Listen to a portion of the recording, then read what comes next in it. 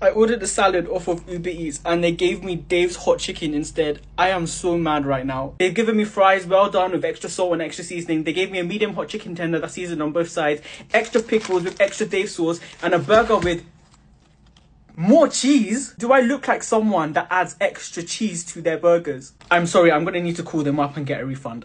Hello? You've given me the wrong order. I ordered a salad. What do you mean you can't do? She just hung up on me.